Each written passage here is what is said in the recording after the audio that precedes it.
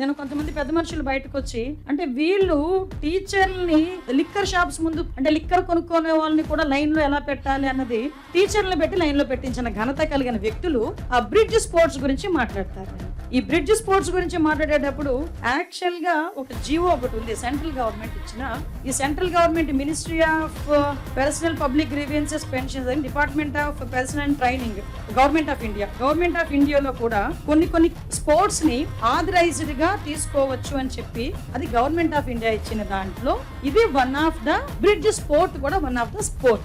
ఇందులో మీకు విషయం తెలియదు ఏంటంటే ఏషియన్ గేమ్స్ లో కూడా వీటిని పెట్టారు తెలుసా మీకు? అందులో ఇండియా వాడికి ఒక బ్రాంజ్ మెడల్ కూడా వచ్చింది తెలుసా అది మీకు? బ్రిడ్జ్ స్పోర్ట్స్ లో ఏషియన్ గేమ్స్ లో.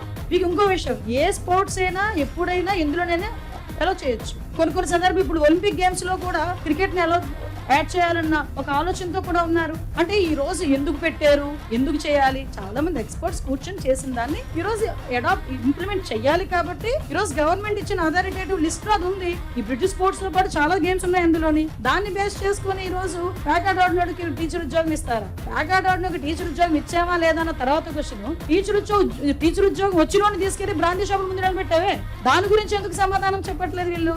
దాని గురించి సమాధానం చెప్పాలి కదా. ఇంకా టీచరే అవ్వలేదు, వాళ్ళ గురించి మేము మాట్లాడుతున్నాం. టీచర్ అయ్యి ఒక ప్రొఫెషనల్ ఉద్యోగంలో ఉండి ఒక దాని గౌరవప్రదమైన ప్రొఫెషన్ లో ఉండి బ్రాంతి షాపుల ముందు కూర్చోబెట్టి వాళ్ళ రాజకీయాల కింద ఉపయోగించుకునే పరిస్థితులు కనిపించలేదా? ఈరోజు చాలా క్లియర్ గా మేము చెప్తున్నాం. బ్రిడ్జ్ స్పోర్ట్స్ 2018, 2022 ఏషియన్ గేమ్స్ లో కూడా పెట్టారు. అందులోని ఇండియన్ టీమ్ బ్రాంజ్ మెడల్ కూడా వచ్చింది.